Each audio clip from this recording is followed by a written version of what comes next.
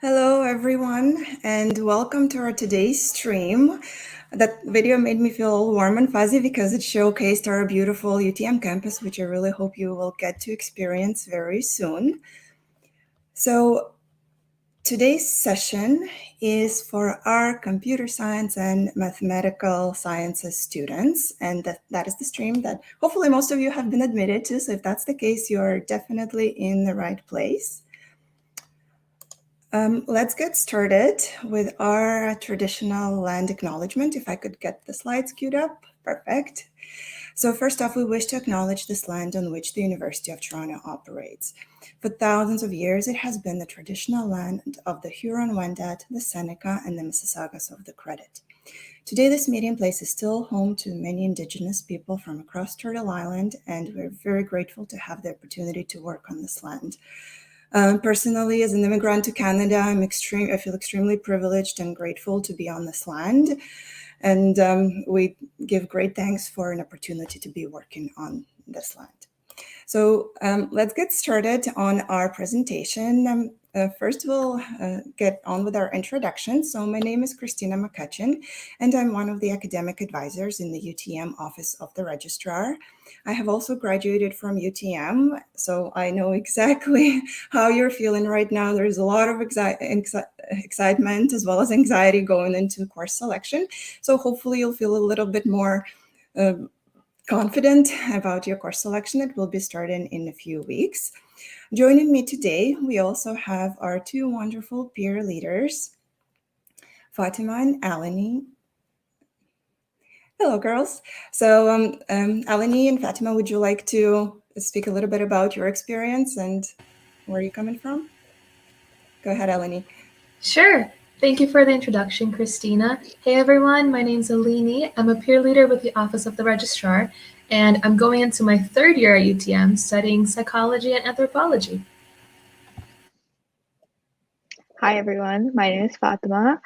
I'm also a peer leader on behalf of the Office of the Registrar at UTM, and I'm currently a second year student that's studying English and political science. I'm very glad to meet you all. Thank you, and we will be hearing from them throughout the stream as well. To note, we have three more people working behind the scenes today. We have Sandra, Sveta, and Sobika, and you will be noticing them popping up in our chat. So speaking of the chat, I see there's a lot of introductions and hopefully excitement coming through. We're very happy to have you joining us, and welcome from wherever you are joining. I see there's people from India, Singapore, Korea, locally, Ontario, which is great to see. If you do have any questions throughout the presentation, feel free to put them in the chat, or because chances are if you have questions right now, we're going to be covering all of that information throughout the presentation. So we will also have Q&As at the end of the session, so you can also hold off on submitting those questions until the end of the session so we can get into it in a bit more detail. So our agenda for today will also include coverage of course, important dates. We'll talk about your UFT degree, how you go about choosing your courses and your programs. We'll give you an introduction about some important resources that you need to know. And of course, the next steps on your way to becoming an official registered University of Toronto Mississauga student. Now, on to the important dates. So majority of you would have been admitted as our first year students. So your course enrollment will begin on July 21st. So very important, put that in all of your calendars, set a few reminders, just so that you are enrolling on the assigned day and the assigned time. So a few days before July 21st, you will also be able to log into Acorn and check your specific enrollment time. And our peer leaders will talk about the importance of doing that a little bit later in the presentation. Now, the next important date would be your payment deadline. So once you enroll in courses on July 21st, your deadline to secure your spot on those courses and to become registered would be August 17th. Then first day of classes, very exciting, September 8th, and then you will have until September 21st to continue making changes to your course selection. So classes have started, you've attended the class, you realize that, well, maybe this is not for me. You will have until September 21st to finalize your schedule for the fall and winter semester. Now, how do you actually go about earning a degree at U of T? So it's kind of a twofold requirement and structure. We have your general degree requirements, and we also have your program of study. So once you select your program of study, that will then define the kind of degree that you will receive. And at UTM, we offer 4 kinds of degrees. We have your Honors Bachelor of Arts, Honors Bachelor of Science, and Bachelor of Commerce, as well as Bachelor of Business Administration. Overall, you need to complete a total of 20 credits and a CGPA of 1.85 by the time that you graduate. Within those 20 credits, you need to complete your programs of study, so it will be your program courses. And in terms of the program selection, you can choose either to focus on one specialist or 2 majors, or you can do 1 major and 2 minors. You will also need, regardless of the program that you're selecting, you need to complete 3 credits of distribution requirements, and that includes 1 humanities credit, 1 social science credit, and 1 science credit. The link that you see popped up in the stream, it's just a list of some suggestions for courses that you can take in order to complete your distribution, because if most of you are coming in for computer science, math, and stats, you're really good at sciences, math is your forte, but sometimes it can be challenging to find something within humanities and social sciences if you're not too comfortable with it. So check out that website for some suggestions that we have put together. And then out of your 20 credits, you need to have 13 credits at the 200 level or higher, and at least 6 credits at the 300 or 400 level. So those will be your upper level courses. That is just something that you have to complete by the time that you're ready to graduate. In terms of your programs of study, so I mentioned that you can choose either 1 specialist or 2 majors, or 1 major and 2 minors. Specialist would be your most in-depth program of study. So out of the 20 credits, you can expect to complete anywhere between 10 to 18 credits to complete your specialist. Depending on the program, so psychology, for example, requires 10 credits for a specialist, whereas we have commerce programs that require all the way to 18 credits. For computer science, for computer science, generally it's about 12 credits or so. Majors fall right in the middle, so it's kind of like you will know about anywhere like 6 to 9 credits within that major. And if you are doing 1 major, you will have to find either another major that you will be combining it with, or have 2 more minors to go with it. And minors kind of like our smallest program, where you will take anywhere between 4 to 5 credits. The question that we get a lot is, well, which one is better? Should I be doing a specialist, or should I be doing a double major, or major and 2 minors? And it is a completely personal choice. So on one hand, you can do a specialist and you'll know 1 subject and you'll know it really, really well. But on the other hand, if you were to do a major and 2 minors, you're going to be a bit more well-rounded. So you'll know your major and you'll have additional programs to put on your transcript as well. You don't have to commit to those programs in your first year. So of course you kind of have an idea that you want to do computer science, math, or statistics, but there's lots of flexibility. You're not stuck with these programs just because that's what you were admitted into.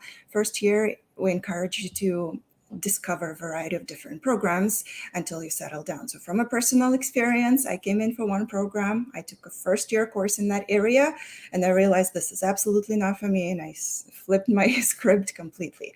So that is very common, and that's why we do encourage you to choose some additional courses besides your program courses, just so that you have those options. And then the programs that you have selected, when we were looking at your degree requirements, I mentioned that they will define the degree that you will receive. So let's take a look at a few examples of different program combinations and how they will determine your degree. How will my program combinations determine the type of degree I receive? It is important to remember that the program combination you choose will affect the type of degree you get when you graduate. To get a better understanding of how your program affects your degree type, let's look at 3 different students who have enrolled in different programs. Our first student has enrolled in a chemistry major, which is a science program, and a biology major, which is also a science program. The degree she will receive is an Honors Bachelor of Science. Our next student has enrolled in a history major, which is an arts program, as well as a philosophy minor and a sociology minor, which are also both arts programs. Therefore, the degree he will receive is an Honors Bachelor of Arts. Our last student, on the other hand, has enrolled in an English major, which is an arts program, and a psychology major, which is a science program. In this case, he has a choice of either receiving an Honors Bachelor of Science or an Honors Bachelor of Arts. Awesome. So how do you go about choosing your programs in general? So as I mentioned, first year is the best time to be exploring. So that you're familiar with all the options that you have, and you know what else is out there. And for example, if there's a program you always wanted to try, but you never had a chance to do that in high school because you wanted to make sure you have all your grade 12 prerequisites done to continue into university. So university first year is your time to start exploring. Now we have over 180 programs to choose from. So take a look in our academic calendar just to see what is available to you. You will also notice that some programs are more competitive than others, meaning that they have specific entry requirements that you need to complete in your first year before you can move on to a specific program. And then once you choose your program, when do you enroll in that program? So that normally happens at the end of your first year or once you complete your 4 credits. We also have 3 different program types. So there are some programs like type 1, they are unlimited, meaning that the program is open to all of the students. There is no specific first year courses that you need to take. There are no program entry requirements, and it can be added at any time. Now, type 2 programs are more competitive, meaning that there are specific program requirements that you need to meet before you can enter that program. But as long as you meet those minimum requirements, you will have guaranteed entry into that program, so because there's unlimited space. And then type 3 programs are most competitive programs where not only are there specific program entry requirements, but there's also limited space. So only a certain number of students will get in. How do you define which programs are competitive, which ones are unlimited, and which programs you need to, which courses you need to take in your first year to get in? Let's take a look at a few examples in our academic calendar. So let me just pull that up for you shortly.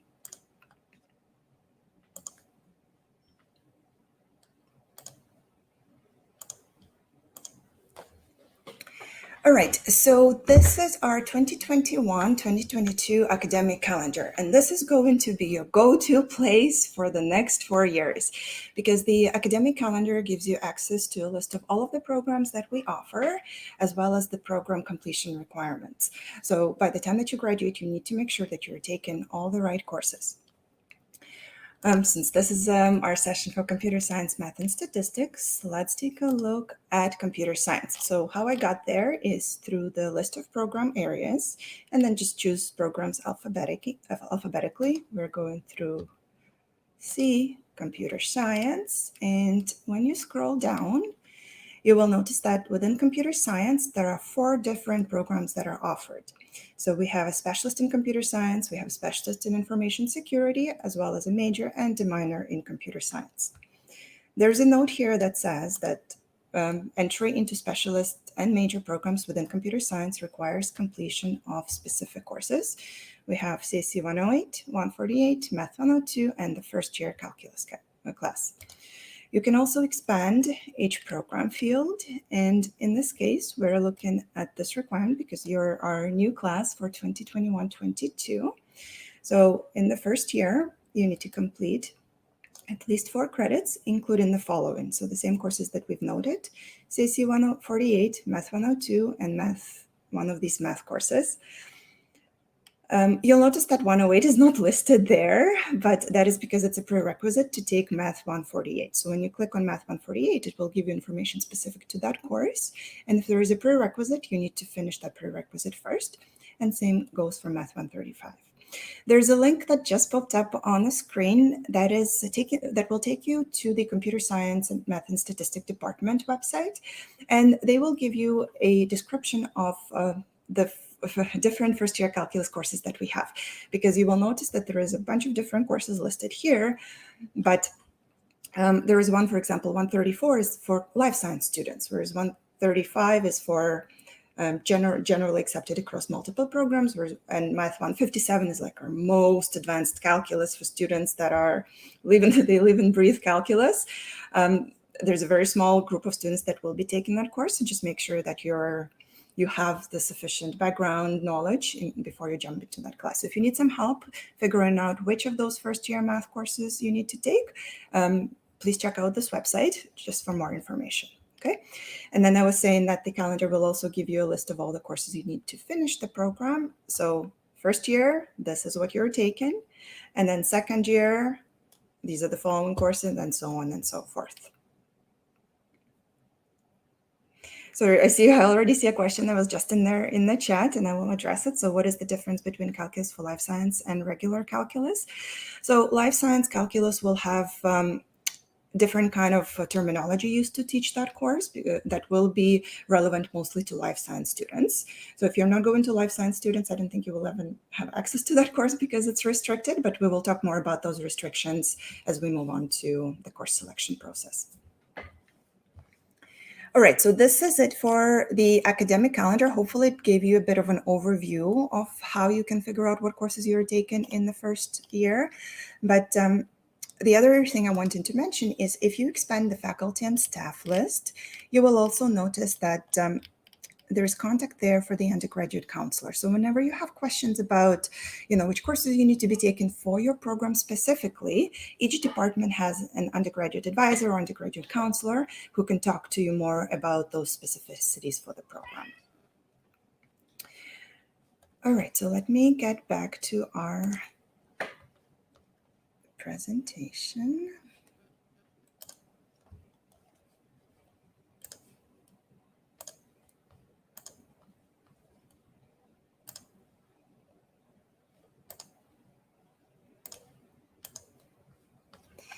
There we go, and we are back.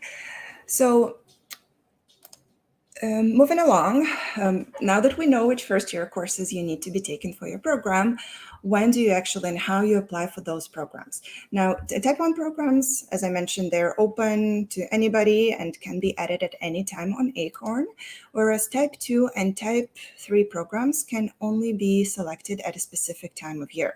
So we normally have 2 enrollment periods. The first one will be for students that are completing all the program entry requirements by the end of the fall-winter semester. And enrollment will start in about mid-March and will stay open until end of April. And then the second round is, for example, you didn't get a chance to finish all the courses in the fall-winter and you want to take summer courses, you can also apply for the program at the end of your summer session.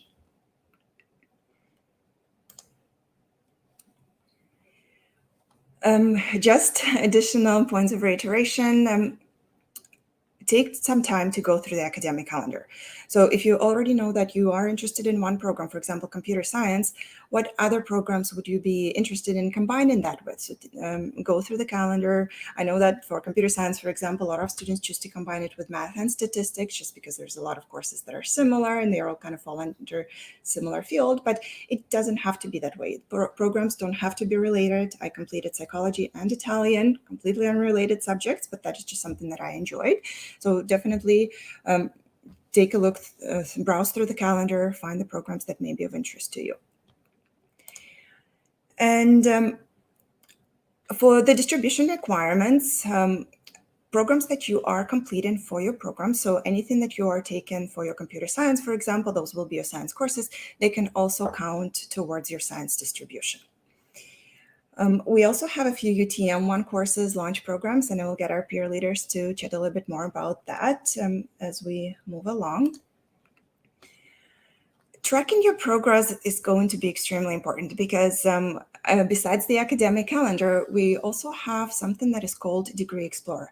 So Degree Explorer will give you a general overview of your degree requirements, as well as the program requirements once you are admitted into those programs.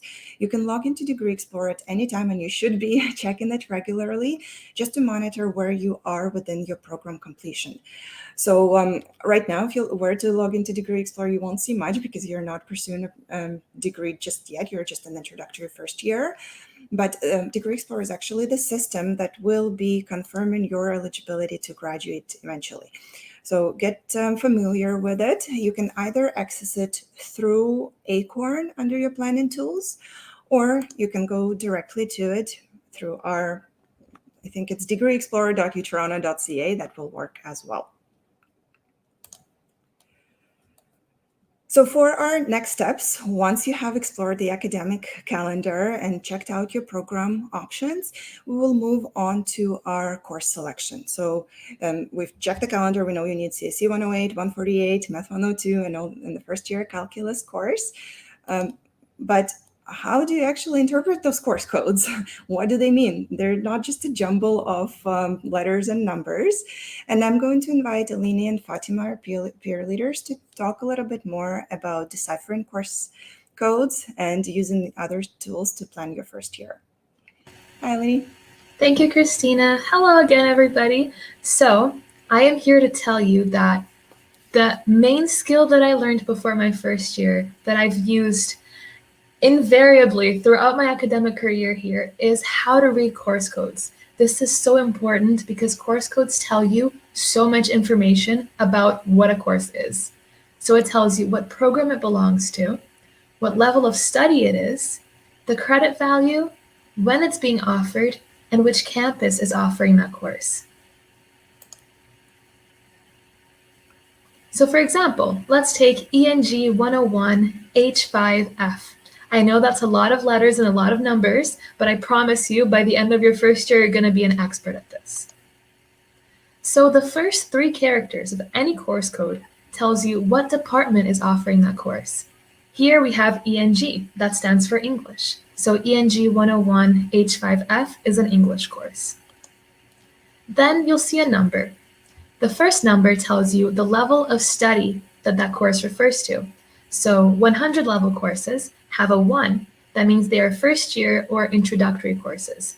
On the other end of the spectrum, we have 400 level courses. Those will have a 4. They're the most advanced courses that we offer, and they're intended for upper year students. But that does not mean that you can only take a course during the year that is referring to its level of study, if that makes sense. So for example, I'm going into my 3rd year, but I'm going to be taking 2nd year courses in my 3rd year as well.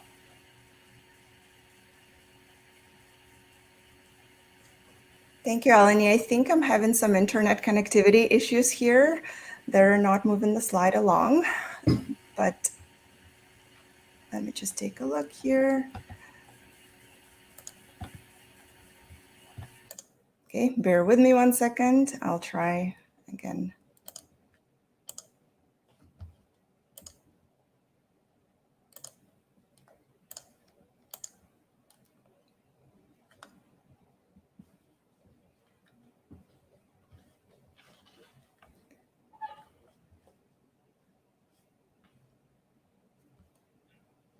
No, still seems to be a bit laggy.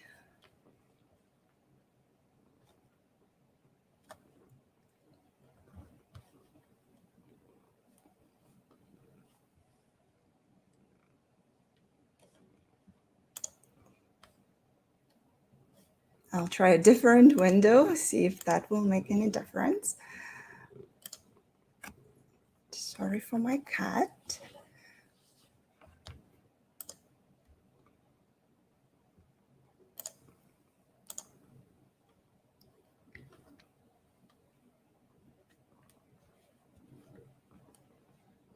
No, no luck on this end.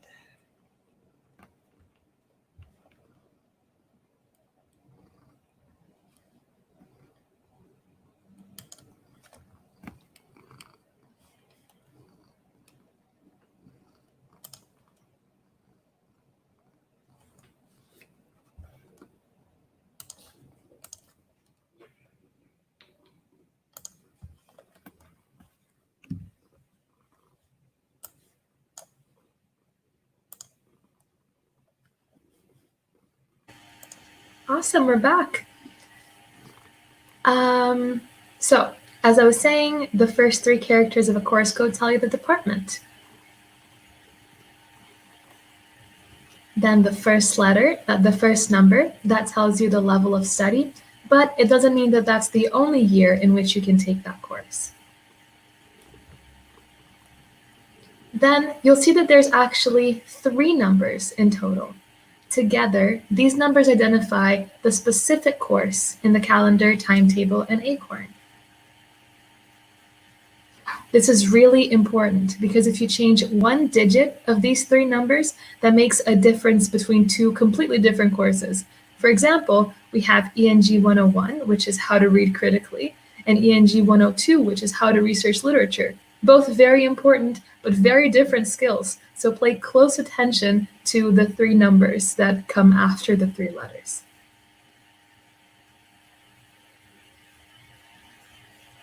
Then you'll see another letter. This is the 7th character, and it's going to tell you what the course weight is.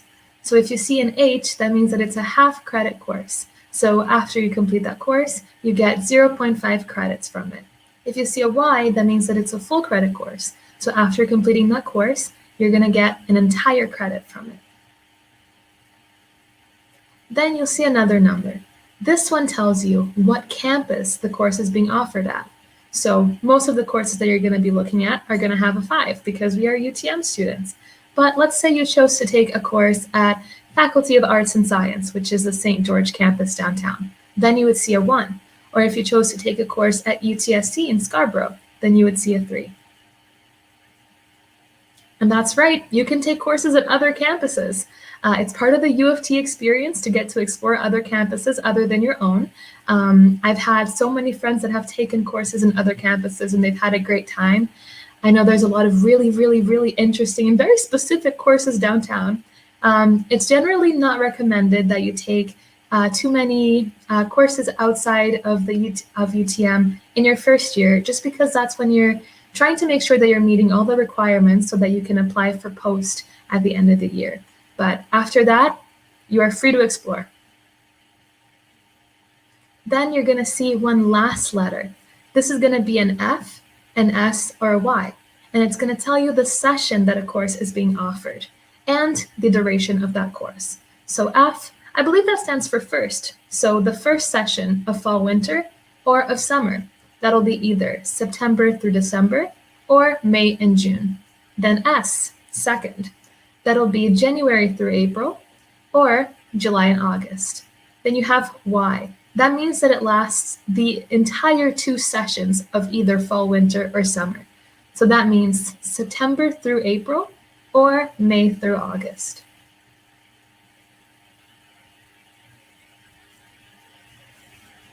So now that you know how to read course codes, I want to invite my other peer leader, Fatima, to tell you a little bit more about how to build your schedule and some other useful resources.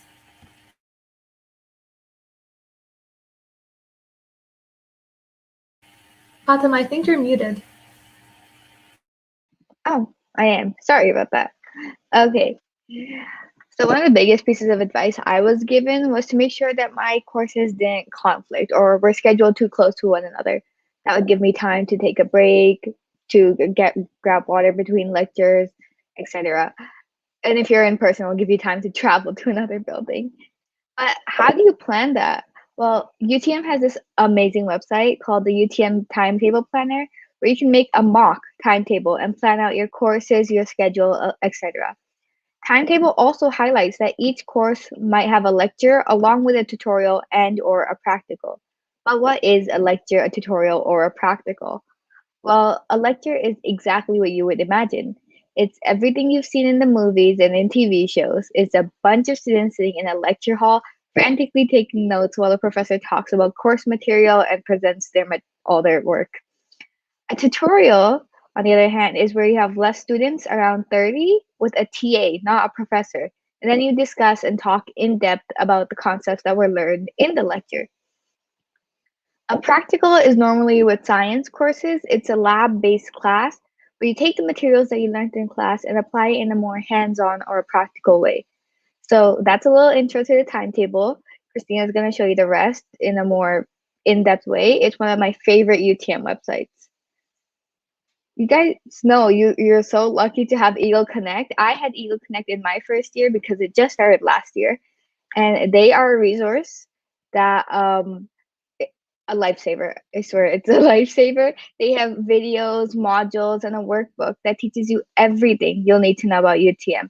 They teach you about course enrollment, about building codes, about life at UTM, and so much more. So check out your Eagle Connect squad because they teach you everything you need to know about UTM life.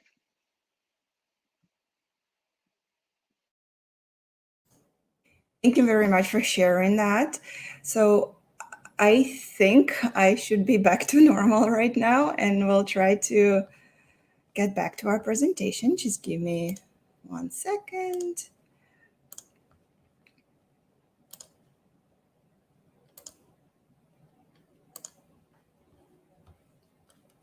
And we are back.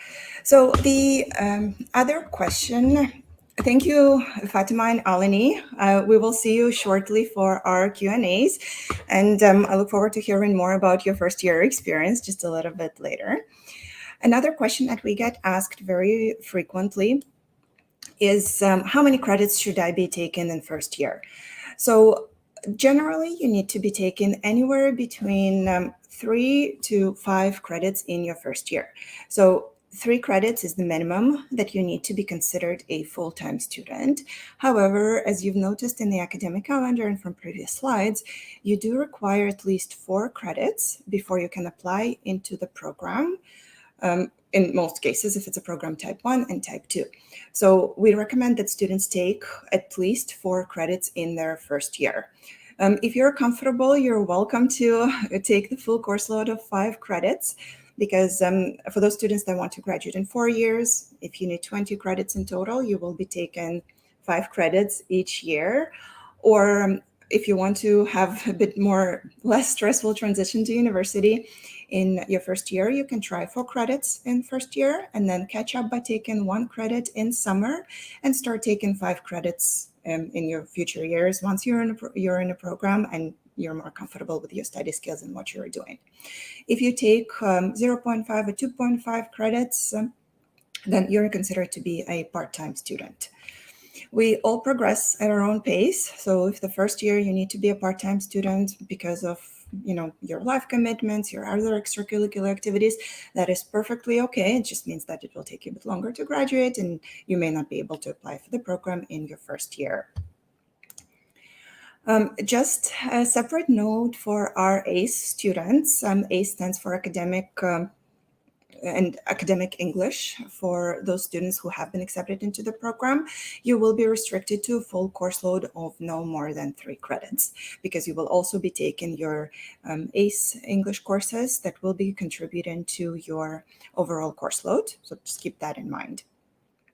What that means is if you are enrolling in 3 credits, you can take a maximum of 3 courses in the first semester and 3 courses in the second semester. So it will be distributed evenly between the 2 sessions. There's a question in the chat. They're asking, is 5 credits maximum, or can you take 6 credits for a full year? You are allowed to take a maximum of 6 credits. That's the general rule. Please don't. This is your first year. I do not recommend 6 credits to anybody. So hold off. I know there are some students that may want to kind of fast track their undergraduate degree, but the first year, stick to no more than 5 credits. 4 will be better, but no more than 5.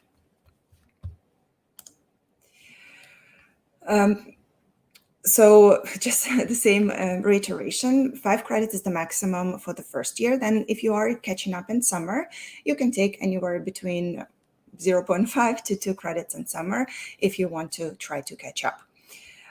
The other note is conflicts. So when you're using the timetable planner or Acorn to enroll in courses, your conflicts will be flagged for you. So on the timetable, they will appear in bright red, whereas on Acorn, when you're selecting the window to choose your course, it will pop up in orange, notifying you that there is a course conflict. Please don't have any conflicts in your schedule. It should be pretty straightforward. You cannot be in 2 places at once. Even for those courses that are scheduled to run remotely online, most of them are synchronous, meaning that you are expected to be joining during a specific time to watch those lectures. Therefore, try to remove any conflicts from your schedule. If you feel like you can balance the two, keep in mind that there's a chance that you may have a midterm on the same day or exam at the same time. And unfortunately, no accommodation will be provided if that conflict is a result of your schedule. Okay, so browse through the timetable, create a conflict-free schedule before you go ahead and enroll in courses on Acorn. So which courses should I be taking? Of course, prioritize required courses for your program. So for computer science, we've noticed, and math and statistics, I'm only focusing on computer science because that seems to be the most popular program.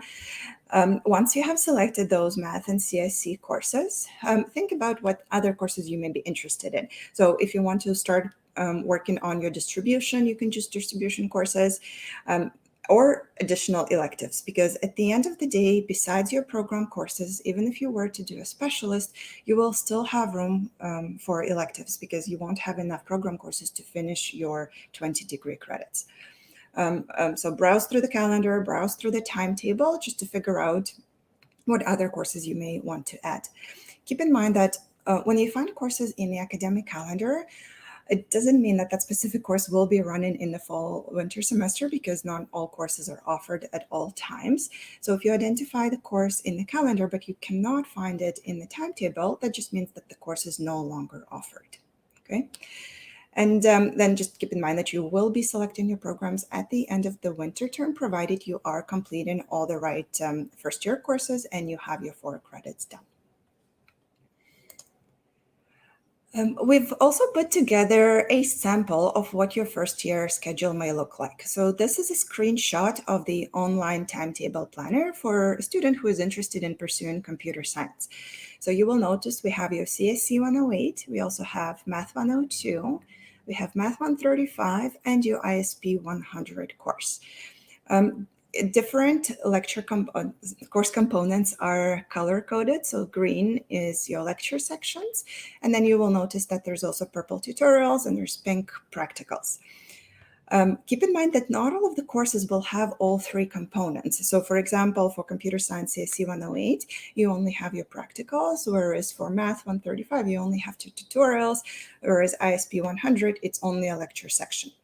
So on the timetable, if you see that the course has a lecture, tutorial, and a practical, you need to choose one of each and you must attend all 3. If the course only has 1 component, which is a lecture, that's all you have to worry about. You don't have to add anything else on top of that. This is your winter semester schedule. So you have the continuation of first year calculus, Math 136. Then we have CSC 148. Which is the second half of computer science. That's it for your computer science specific courses. Besides that, we have thrown in Geography 111, which is a social science distribution, and there's also a philosophy course, which will count as a half a credit of humanities. So this schedule is based off of enrollment in 4 credits in your first year and includes all first year program courses, plus a half a credit social science and a half a credit of humanities distribution. It may be unusual for you to see a schedule that looks so sparse. So for example, on a Tuesday, you'll notice that you only have a couple hours of lecture, which seems like, well, what do I do for the rest of the time? But just keep in mind that instructors suggest that you devote at least 2 to 3 hours of independent study per hour of lecture. So when you're creating your schedule, keep that in mind. I know that a lot of you have a part-time job and would like to fill those empty gaps with possibly additional work hours. But if you are studying full-time, we do not recommend any more than 15 hours of work per week. Okay, so just to give you some suggestions of what your first year should look like. No more than 15 hours of work per week, and then 2 to 3 hours of independent study per hour of lecture. A little bit earlier within the presentation, I mentioned that there was a question about taking life science first year calculus, but you will notice that not all of the courses will be open to you. When you are on Acorn, you will get a message saying enrollment blocked, and it's scary and it's freaky when you have a plan and you want to take that course. But to figure out why that enrollment is blocked, you need to go back to the timetable planner to check your enrollment controls. So enrollment controls will be noted under the course in red. So on the screen, it says in this example, it's Enrollment Control P, meaning that priority is given to certain groups of students first. So for example, our computer science first year courses, we want to make sure that the students that are admitted into computer science get the first pick in those courses. And if there's space left, the course will open up to everybody else. The first year calculus for life science student, that course is restricted. So enrollment control will be R, meaning that only students in life science have access to that specific course, and you will have to look to take a different calculus course. Okay. And then once you have enrolled in your courses, you can create your timetable in the timetable planner, but that's just a mock timetable to give you more information about when the course is offered, who will be teaching it, if there's a lecture tutorial, how the course is offered, whether it's online, in person, synchronous, asynchronous. Once you have created the schedule, then your actual enrollment happens on Acorn. So on Acorn is when you will go ahead and you can put your courses in your enrollment card, and on your enrollment date, all you'll have to do is just do enroll. Please don't forget to enroll in courses from your enrollment card, because year after year we get students coming in saying, well, I have those courses in Acorn, but I'm not in them. If they're sitting in your enrollment card, you're not going to be automatically enrolled in those courses. So on your enrollment date, you'll have to go in and just make sure that you're actually enrolling in the courses that are sitting in your enrollment card. Once all of that is done, your next step would be to make the payment to become registered. Because if you don't make the payment by August 17th, there is a chance that you will be removed from all of the courses that you worked so hard to choose and enroll in. So make sure you either make the payment by August 17th, and that can be done through your bank. So for those of you that are familiar with online banking, you can register University of Toronto as one of your bill payments, and then enter the account number that you see on your invoice on Acorn as one of the as the account number for your bill. You can also pay with a credit card directly through Acorn. Keep in mind that there is a service charge for using your credit card for that method of payment, and there's also higher ed points. Those of you that are applying for OSAP, make sure that you applied already. If you haven't yet, do it as soon as possible to get your assessment done in time for you to defer your fee, which can also be done on Acorn.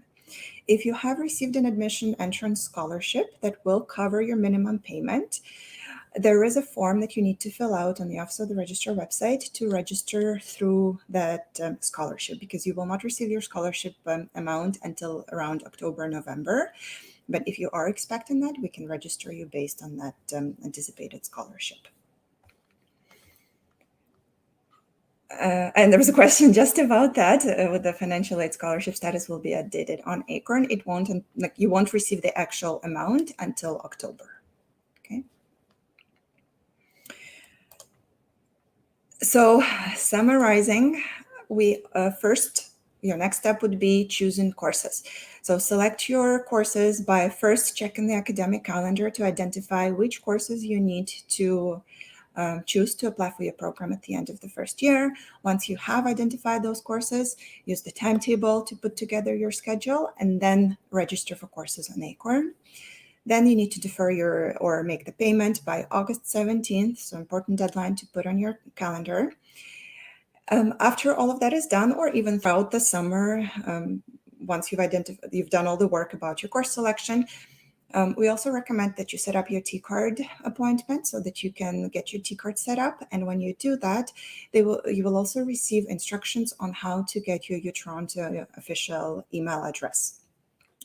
If you go to tcard.utoronto.ca, you will find instructions on how to arrange for your T-card. Campus is closed right now, but you can still go through the process of setting up your email and your T-card, and then you can pick up your card as soon as you are on campus or when the campus reopens.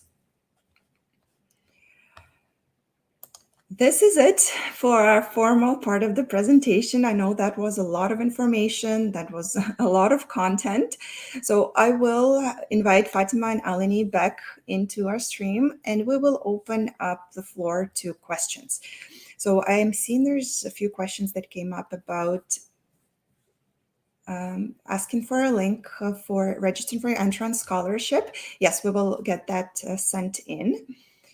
Will students be receiving a T-card for September? Yes, so you can set up your appointment now and then just pick up the T-card whenever campus reopens. That's scheduled to be September because we will be having some classes on campus. So you should be able to do that in September. Next question is from Kyle. If a course has all three types, lecture, practical, lab, would we need to take all three in the same semester? Yes. So if your courses run in September to December, then you're selecting all three types of courses, of components. You need your lecture, your practical, and tutorial. Because normally what happens is you have your lecture and then you go into your tutorial that will cover what was discussed in the lecture. So they all kind of tied together. Same goes for the lab. So whatever you learned in your lecture, you will then put to practice in the lab. Okay, questions are coming up quickly, so just give me 1 second. For computer science, it says ISP 100 is a required write-in course. Will my AP language or AP Lit cover this required course? No. So ISP 100 is a new requirement. It was designed specifically for certain programs at UTM. So while previously other writing courses would be used to fulfill that requirement, right now ISP 100 is a specific requirement that you have to take. The next question is also related to transfer credits. It's, if I did IB 2 years back, do I need to apply for transfer credit? You do not. No, so generally for those of you that are expecting or have done IB, AP, CAPE, high school courses that you expect to get transfer credits for, you do not need to apply for transfer credit assessment. They will be automatically assessed, and then you will receive an email from us with the information of what kind of credits you have received and what your next steps are. So don't need to worry about that. It will all be done automatically. So the next question is related to conflicting courses. And if 2 courses are conflicting, but I have not options left, will Acorn still allow me to apply for both without blocking me? So Acorn will allow you to do that, yes, but you shouldn't have that conflict. There should be a way for you to resolve it, especially if it's program-related courses. So Raftej, if you want to give us an example of what courses are conflicting, maybe we can see if there is a way to help you resolve that conflict, okay? So next question is, I just lost it. Hang on. Is it possible to select only in-person courses? Adrian, it will depend on courses. So you would have noticed on the timetable that some courses have both options, where you can do either online section or in-person section. So in that case, yes, you can choose in-person section, but some courses, they don't have that option. For example, I don't know, Environment 100, it's a 1,200 student lecture section. It's just impossible for us to fit everybody safely on campus, given the current distancing guidelines. Okay, so it will depend on the courses that you're selecting. If there's an option for both, then yes, but if the course is only offered online, then you wouldn't have any other options. For a computer science major and minor, can we take Math 102 course in the second year instead of first year? Technically you can, but you will not be able to enter the program without Math 102. So if you want to apply for the program at the end of your first year, try to get Math 102 completed in your first year. If that is not possible, you will then take Math 102 in your second year and apply for the program at the end of your second year. Okay. In that case, you may also run into some prerequisite issues for your second year course selection. So you will notice that some second year courses in computer science will have specific prerequisites from your first year. So for example, if you don't have Math 102, you may not be able to take those second year courses and fall a little bit behind, right? If we want to do a double major in computer science and stats, how would our course selection go? So in this case, what you will do is you will look up for what the program requirements are for computer science and what your program requirements are for statistics. And then you will enroll in those courses. So first year, some courses will overlap. So there may be some similar courses that you need to be taken, but that's how you go about course selection. So in the calendar, first up, you're looking computer science, first year courses, then statistics, first year courses, and you're selecting all of those ones. Does the computer science program have limited space or one that has unlimited space should requirements be met? So this is a limited space program, meaning that meeting the minimum requirements that you see posted in the academic calendar will not guarantee entry. So if in the academic calendar you see that for Math 102 and Math 148, there's a minimum average that's required. So it says never less than 60%. Just for reference, this year that minimum was set at an 80. So students actually needed an 80% in those courses to enter the program. So the higher, the better. Okay, first year, your goal is to focus on doing as well as you can in those computer science courses so that you can be competitive at the end of your first year. Can you explain what bird and breath courses are? I'm giggling because we get that a lot. First off, bird courses, there's no such thing, bird courses. I know if you go on Reddit and all the other forums, there's the whole threads of discussion about bird courses, but think of it this way. If you're good at something, those courses will come to you much easier. So that will be a bird course for you. Whereas if you make a recommendation for a computer science course to a student who's not really good at math and you tell them this is a bird course, chances are they're not going to do well in it. Okay. So it's great to hear some feedback, and I know I've done that too. Just go read reviews about courses and some recommendations. Just use your best judgment. Like, you know yourself the best, you know what you're good at. So choose your courses accordingly. And then breadth courses, UTM does not have breadth courses. So one more thing to recommend, and it is a common mistake, especially for first-year students, when you're looking up information online about your program requirements, your degree requirements, make sure you're looking at UTM resources, because breadth requirements is something that is needed at St. George. At UTM, we only have distribution requirements. So those are your social science, your humanities, your science courses. Okay, no breadth at UTM. We have something that's called distribution. When can students start paying tuition fees? As soon as you enroll. So as soon as you enroll in courses, you will see your tuition amount under your invoice, and it will tell you what your minimum amount is. Minimum amount will normally include your first term tuition. So as soon as you see that amount on the Acorn, you can start, you can go ahead and make the payment.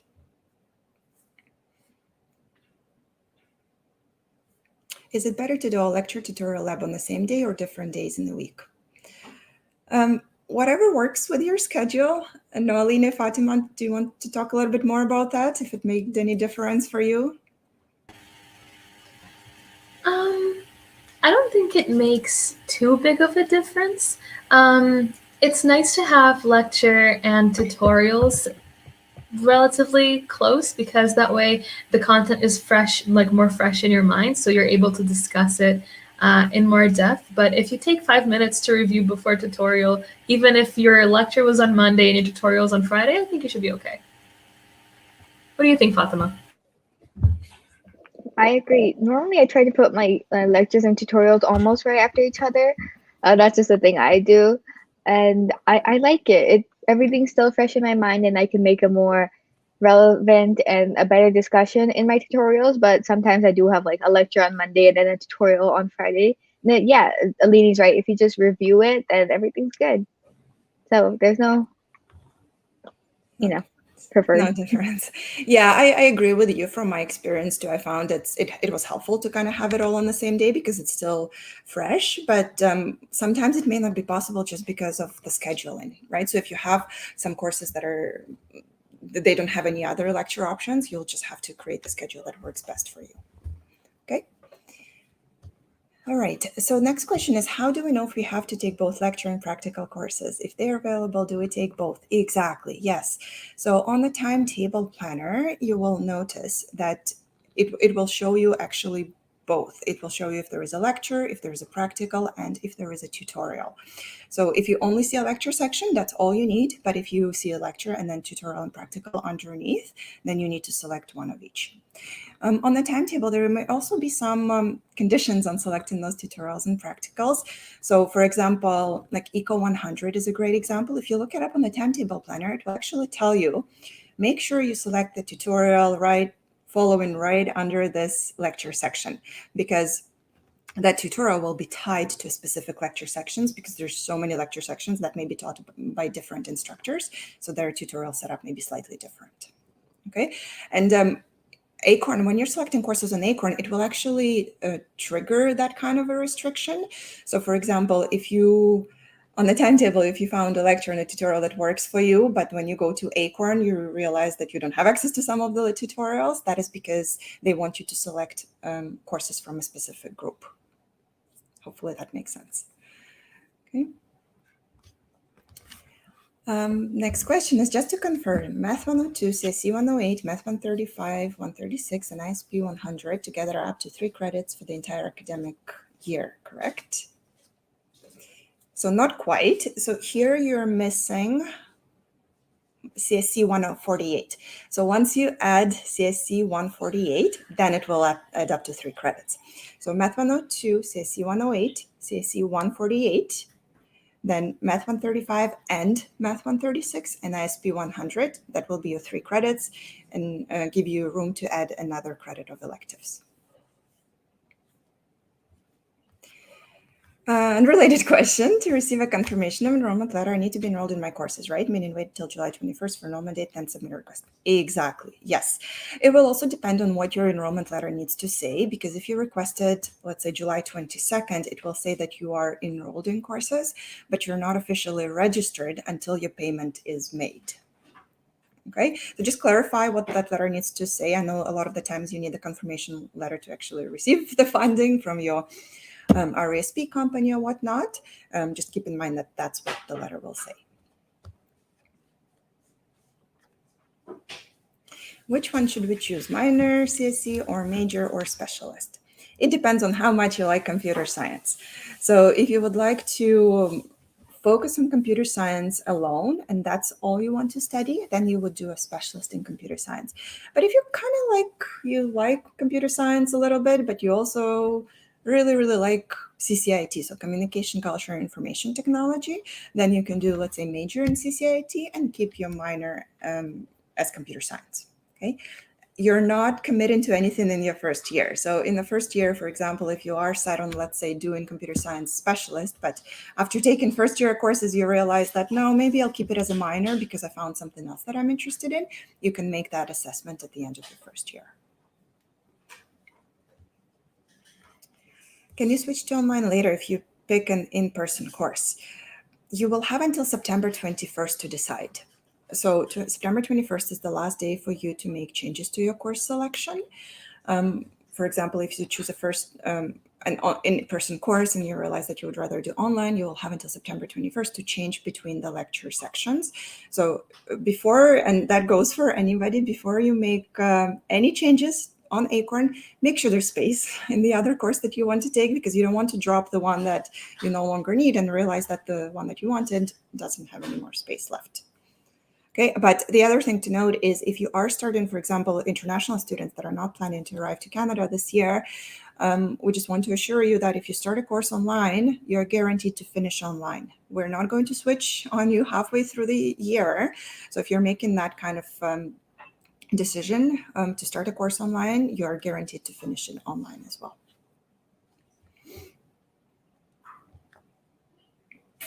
Does ISP 100 cover humanities or social science distribution requirements? That's a great question. And I actually need to look at the timetable to answer that. So let me just bring up the timetable. 100.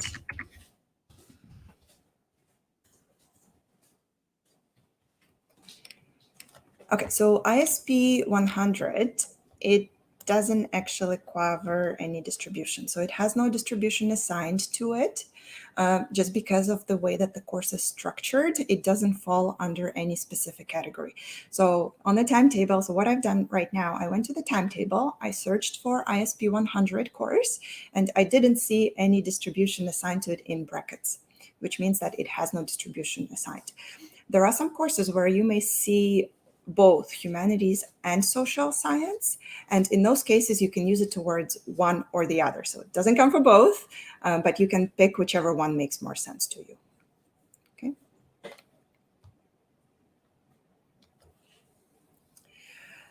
Just to clarify, the question is, we haven't been admitted to any specific program as yet, correct? Yes, that is correct. So for the first year, you were admitted into an admission stream. So based on what you have indicated on your application, we have admitted you into, let's say, first year studies in computer science or computer science, math, and stats.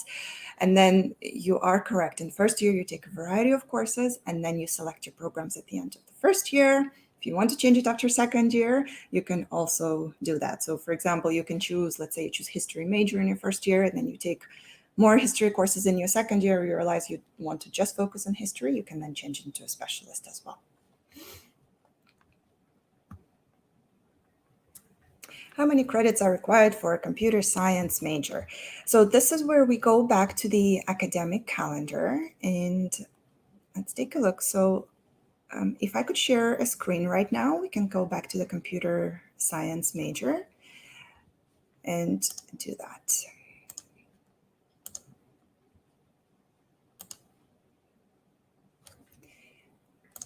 All right, so this is your academic calendar, and under computer science, this is what you're taking in the first year, but in general, completion requirements include 7.8 to 8.0 credits. So depending on which courses you're choosing, it may be either 7.8 or 7.5 or 8 credits.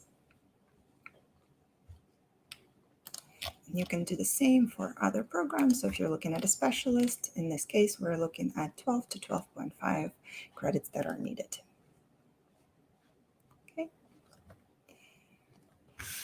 The example of schedule shown had 4 credits for whole year, but don't you need 5 credits a year to finish in 4 years? Yeah, absolutely, you're correct. You do need 20 credits to graduate. But I was saying that in the first year, just especially for computer science, just because it is such a competitive program, you want to make sure that you're taking the course load that is manageable for you.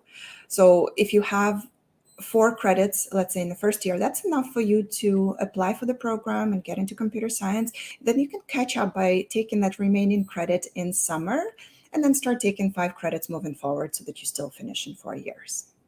Yeah, if you're comfortable with 5 credits in first year, definitely go for it. Just monitor your progress throughout the year. Make sure you're getting the grades that you're happy with. You're getting the grades that are enough for you to enter the program. If not, don't be afraid to reduce your course load by dropping some of the courses just to help you focus on your grades. Do I have to do anything to receive my entrance scholarship, or is that done automatically? It is done automatically, yes. Yeah, so you don't have to do anything. It will automatically be deposited into your student account on Acorn sometime in October, November.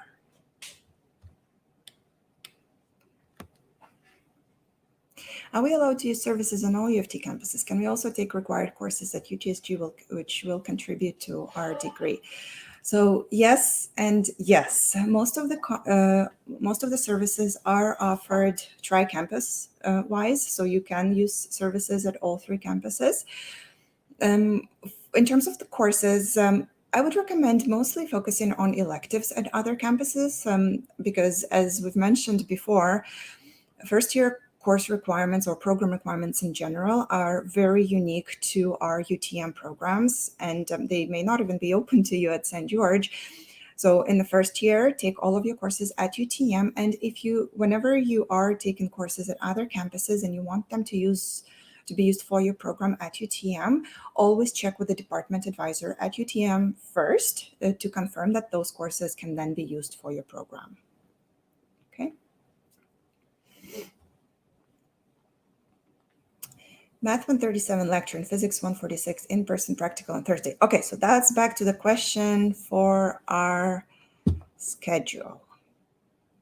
Okay, so let's take a look, and I guess you want to do both math and physics. So I think in this case, if there is no way for you to resolve that conflict, I'm actually going to share my screen and we will look at the timetable planner together.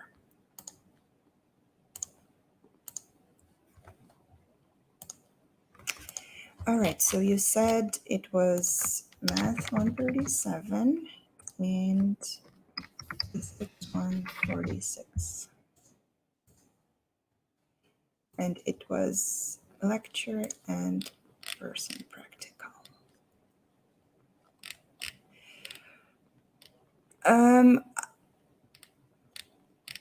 So practicals. So is there a way for you to choose a different practical, or will they all conflict? Just trying random lectures and then random practicals. So Math 137 lecture 90101 and physics, this one doesn't conflict, but it may also have to do with the way that your schedule is created, right? So I would say keep playing with the timetable planner, see if it's possible for you to resolve it, because even in this example, if you do take first lecture and then that tutorial that I have highlighted here, so it was practical 8201, it seemed to have resolved it, but double check, okay?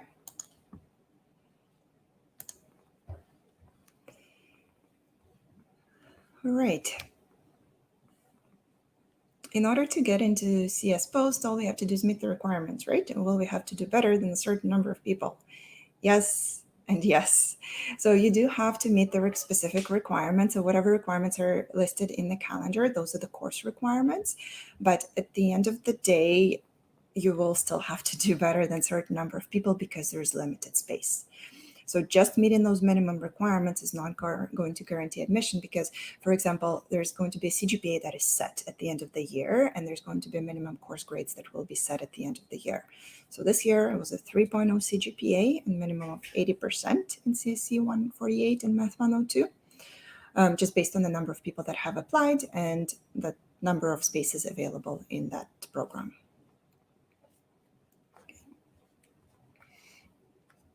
Which courses can we take at UTSG? That's a very open-ended question because it will depend on what you're interested in.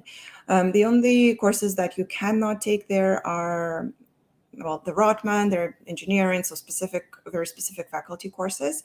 But if you're just looking for electives for distribution requirements, you would have to check the timetable at St. George. And if there are any restrictions, so for example, there's UVic seminars for first-year courses that are unique to first-year UVic college students. So those ones will be restricted. To figure out which courses are open or not, you would have to go through St. George timetable and go course by course. Is Lecture 101 and Lecture 102 the same lecture provided by different professor? It may even be the same professor. It's just that depending on the scheduling and how many people can be in the lecture, there's a need to have multiple lecture sections. As soon as professor information is available, it will be added to the timetable planner. But it is the same lecture, yes. You don't need to use Lecture 101 and Lecture 102. It's the same course. One more thing to note is if you're seeing the same course, so great example is both CSC 108 and 148, you see CSC 108 and CSC 108 in both semesters. It's the exactly same course, it's just offered twice a year. So for students that couldn't take 108 in the first semester for whatever reason, they can still take the same course in the winter semester, but you only take it once.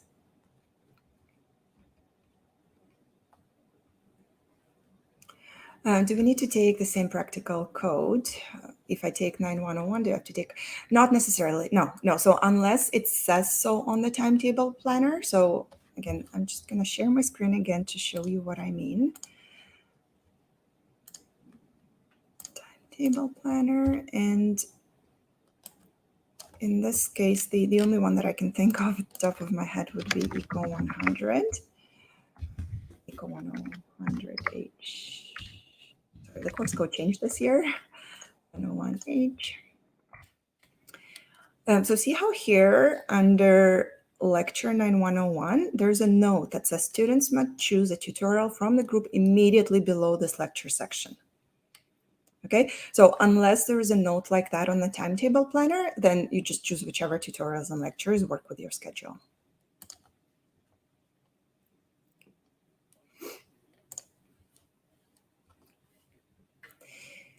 If I take 5 courses a semester first year, would it be unadvisable to do extracurriculars?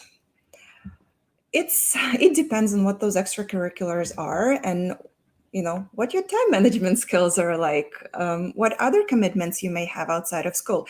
So maybe I'll get Alini and Fatima talk about their experience in first year full course loads and extracurriculars. Yeah. Alini? Sure. I've actually never taken a full 5-credit course load. I usually just take 4 credits during the fall winter and 0.5 in the summer. I might take a 5th year. But my personal advice to you would be sign up for extracurriculars anyways, because the academics are the non-negotiable. But extracurriculars, some clubs that you might join, some academic societies you might join, you can attend their meetings whenever it's possible for you, and just prioritize school whenever it's not possible for you to attend. It's still really good for you to get the chance to get to know other people, get to talk about your interests. There are so many clubs there are so many extracurriculars, and a lot of the time it is possible to balance. There are students that work part-time, there are students that take up volunteer positions, and that really helps you to, I guess, develop these time management skills that are priceless. What is your experience, Fatima? Well, I did take 5 courses in my first year for each semester. And for my first semester, I think it was a lot easier. I was in clubs like right off the bat starting September. Um, yeah, I think it was easier for me in my first semester for some reason. I was able to do I was in the UTM mock trial club. I was able to do a mock trial. I think it was because the mock trials were scheduled after the exam, so right up until like December 23rd was my mock trial. So I could focus on that after exams. But in my second semester, when I was doing mock trials, it was right in the middle of March, which was my worst week in second semester. I had like things due every day. So it's a bit harder for me, but Aline's right. With the right time management skills, it's totally possible to be able to balance 5 credits, 5 courses, and extracurriculars. It just depends on if you're gonna be able to do it. So I was able to do it, but you might not be. So it just depends from person to person. That's my advice. Thank you. Thank you. It's great to hear feedback, especially if you have gone through the similar process. All right, so on to our next question. I'm planning on doing computer science minor and commerce specialist. Can I enroll in Math 133, 136? Absolutely. Yeah, that would be a better course combination than taking Math 133, which is for commerce, because 135, 136 is more standardized and more generally accepted for multiple programs. So yes, I would say do 135, 136 instead of 133. I'll get 2 transfer credits for my A-level courses, so can I only do 3 credits in my first year that will cover my prerequisites and still apply for post? I think in this case, just based on computer science, still aim for on taking 4 credits, because for computer science, when they are assessing your CGPA that's needed for program entry, they need to see 4 credits with grades. Okay, so besides the computer science, still aim to take an additional elective just so that you can complete a total of 4 credits that will have UTM grades, because for the transfer credits, you don't have grades attached to them. Will we know about our transfer credits before course selection for IB students? Hopefully. Now, everything, as you can imagine, is slightly delayed this year because of online transfer credit submission. So we will be assessing them as soon as we have your final transcripts. So in order to assess your transfer credits, we need to get your final transcript from the board. I don't remember what it's called specifically. So once your courses are completed and we have your final transcript, that's when you will have information about your transfer credits. But for now, you can refer to the page on our website where it shows you equivalency chart for the transfer credits that you can receive for high schools. Just use that in the interim until you get your transfer credits, and hopefully you will get your assessment before course selection, but we can't guarantee that, unfortunately, at this stage. For competitive courses, would they favor a student with 5 courses over a student with just 4 courses, or it doesn't matter? It doesn't matter. No, because as long as you have 4 credits, including your specific program courses, it doesn't matter what else you did. Yeah, so in this context, for the program admission purposes, it's solely based on 4 credits and grades in your program courses.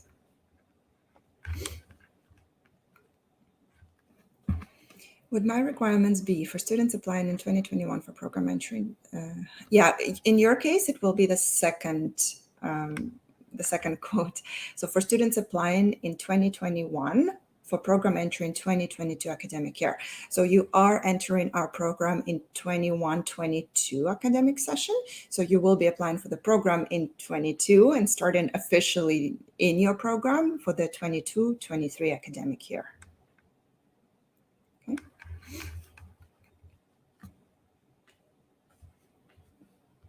My schedule looks pretty packed. Is that normal? Sometimes it can look pretty packed, yes. So especially for courses like they're more sciencey, so are like, I don't want to say sciencey because they're actual science courses. So computer science, chemistry, economics, math, all of those, because they will have lecture, tutorial, and a practical. Whereas a lot of humanities courses, they only have a lecture. So for humanities students, they will have a lecture and that's it. So their schedule will look pretty sparse. So in your case, just make sure to go through it, make sure you get all the right courses, but it is normal to see it packed if you also have tutorials and practicals. Yeah. We enroll in courses for the whole year, right? Yes. So on July 21st, expect to enroll for the whole year. By the whole year, we mean the academic session. So fall and winter semester. You're selecting courses for both fall and winter. And then summer, there's a separate time that you would be applying. For now, just focus on the fall-winter term. What is the difference between lecture, practical, and lab? So I'll get our peer leaders to talk about that because their experience was fairly recent compared to mine, just to explain a little bit more about the difference. So as Fatima was saying at some point in the presentation, here at UTM, we have lectures, practicals, and tutorials. So what you think about as labs, that's usually what a practical is. Very hands-on. Let's say if you're in chemistry, you might be, I'm not in chemistry, so I don't really know what they do, but playing around with chemicals. I know the biolab, yes, a lot of titration I've heard. I know in the biolab, sometimes there are people engage with bugs. I know that in psychology lab, we trained a virtual mouse called Sniffy, which is a lot of fun. So labs, which are practicals, are gonna always be very hands-on, even if they're online. Lectures, as Fatima said, are exactly whatever comes to mind, that's exactly what it is. It's you're sitting in a lecture hall and you're listening to a professor and you're taking notes. There's opportunity to ask questions, especially at the end of the lecture, you can come up to your prof. But the time when you get to do the most discussion is during tutorials, because your lecture might have 400 people in it.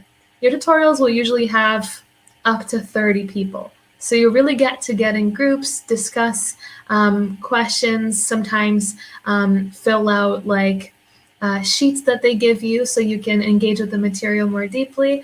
And yeah, honestly, they're all a lot of fun. I remember my anthropology tutorials with all of the skeletons and everything.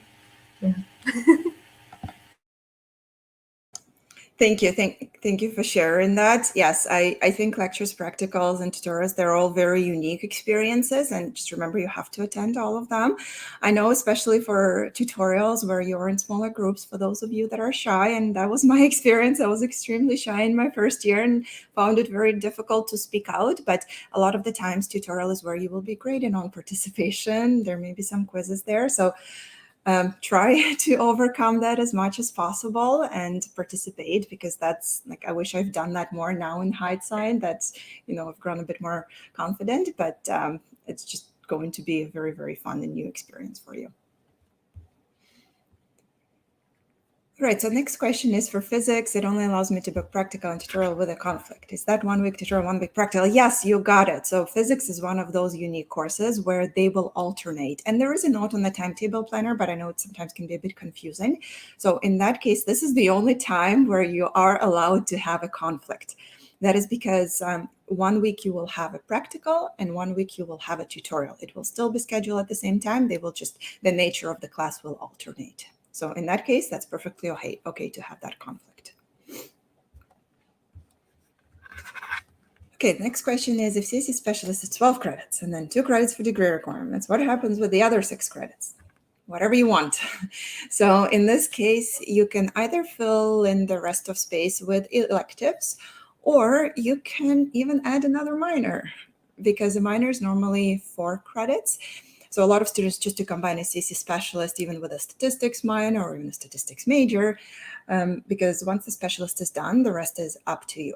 And like for myself, I ended up doing a specialist and a major just because of that kind of planning. It fit within the degree, and it allows you to add something onto your transcript. Or if you want to know a little bit of everything, you can just fill in the space with electives.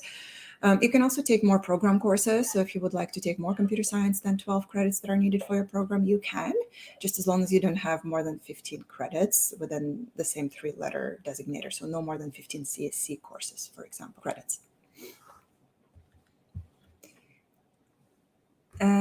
Is it possible that some mandatory courses for CES become full and we cannot join? Anything is possible. So I don't want to tell you that it's not possible, but as long as you are enrolling on the day of enrollment at your assigned time, you shouldn't have any issues, okay? It's important. I know that our peer leaders mentioned that before. You have to be enrolling at your specific time, just to make sure that you secure your spot in courses. Okay, so I'm not saying that it's not possible, but as long as you do your due diligence, you would be okay.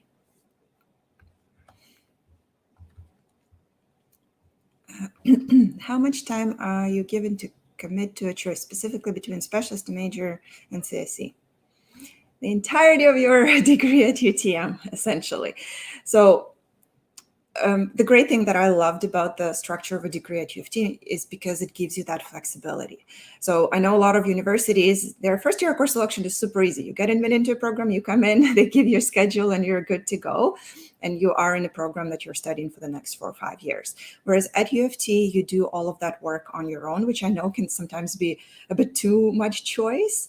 But you can change your programs at any time throughout your degree. So if you want to make that change after your 3rd year, you can. Of course, depending on how drastic your change is. So if you're changing from computer science to religion, of course, you're likely going to be starting from scratch and delay your graduation, but it is possible. You can do it at any time. And if I could just jump in quickly, Sure. Just also a reminder that it's not only possible, but it's actually pretty normal. I think most of my friends have changed their degree to some extent. I'm going into my 3rd year. I've just changed the entirety of my degree. And a lot of the times that works out really well. So, trust your gut, trust your interests. As long as you're making sure that you get in the requirements for the things that you're interested in, you should be good to go. Thank you. Yeah, that's a great thing to know. It is very common. And, being an academic advisor, I deal with students that are changing their programs pretty frequently. And there's nothing negative about that, because at the end of the day, we want you to study something that you are passionate about, something that you're good at, because we don't want you to be here and be miserable for 4 years because you're struggling with a program that you're not enjoying, right? So if that means changing your program at the end of your 2nd year, then definitely go for it. Okay, is it possible to have 2 majors and 1 minor? It is possible, yes. So besides those 3 program combinations that we noted before, so 1 specialist or 2 majors or 1 major and 2 minors, you can have a total of 3 programs. So in this case, you can have 2 majors and 1 minor. So if you're considering major in CSC and CCIT and minor in business management, that is doable. Yes, absolutely. So if you are combining 3 programs, just make sure at least 1 is a minor. So you can do double specialist in a minor, you can do specialist major in a minor, but you cannot do 3 majors, for example.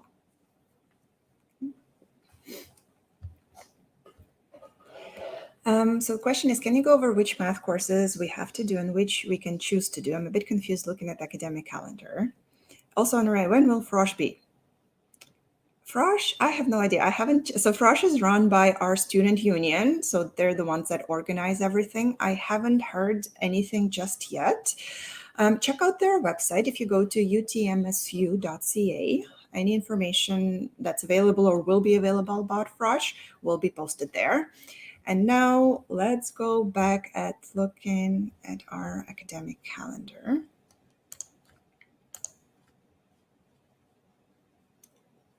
Okay, so what am I doing? I'm doing computer science academic calendar.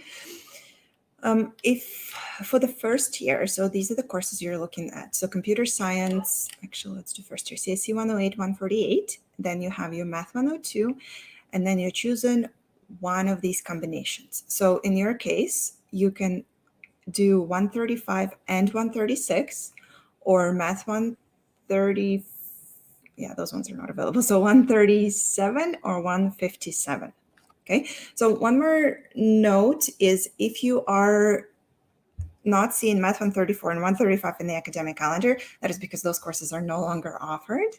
So they used to be offered as full credit courses, but as of last year, they have broken up into two halves. So now instead of having those one, for example, 135Y is now Math 135 and 136. And the link that you're seeing on the screen right now actually gives you an overview of the first year math courses and which math you should be selecting based on your interest and based on your background in calculus. So definitely check out that link because I send it to all first year students who are interested in calculus, first year calculus, just to help them figure out which course to choose. Okay. Hopefully that helped. Right, and on to our next question. We do have just 5 more minutes left, so I know there's still quite a few questions left. So hopefully you had most of your concerns and questions answered. If not, we will have course enrollment check-ins. So once your course enrollment is done, we will have a number of different course enrollment check-ins just for you to, clear out any other concerns that you might have. If you're not sure about your course selection or you just want to clarify, definitely take a look at all the other online presentations that we will hold, as well as the chats. Okay, the link is posted on the screen right now, so bookmark it, and you're welcome to register for multiple sections if you still have further questions.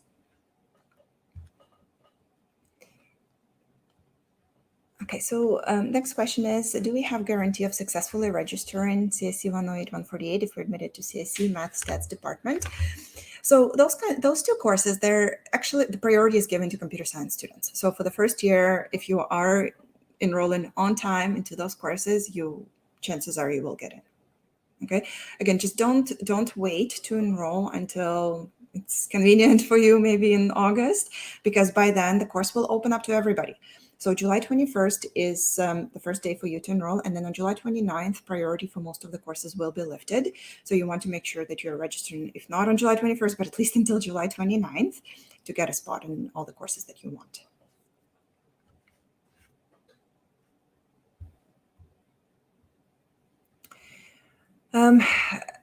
So another link, one more time, the link to our new student advising and new student enrollment workshops that we will be having, because we are running out of time. So unfortunately, we won't be able to get to all of the questions for today. I know some of them seem to be a bit repetitive. So hopefully you got the answers while I was talking.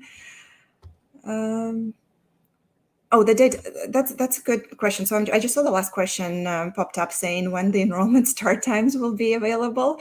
And I'm just going to quickly look up the date. It's on our important dates. And I don't think we talked about that before, but I recommend going through our important dates site before classes start and just put in the important dates in your calendar with the reminders, because there will be dates throughout the semester where you can still drop courses, get a refund. Even if you don't need to drop courses, just put those dates there so that they're there and it's not too late when something comes up for you. And a few enrollment start time starts on July 15th. Oh, pretty quickly. So coming up in 9 days, you can log into Acorn and you will be able to check your enrollment start time. Alini or Fatima, can you tell them where to check the start time on Acorn? Because I don't know. Sure. So if you log into your Acorn, there should be almost like a little banner type notification with an X to click out of, but it's going to tell you your enrollment date, which will be July 21st, and your enrollment start time. Try not to click the X because you want that to stay there for future reference. But yeah, you just log in. It's going to be the first thing you're going to see. Awesome, great, because I get that question and they didn't have Acorn when I was choosing courses, so I wasn't sure, but it's good to know. And another question there, it says July 21st, is it the start or end enrollment time? It's the first day, so you'll have until September 21st to continue making changes, but just enroll on July 21st. All right, so this is it for us. Hopefully you found this helpful.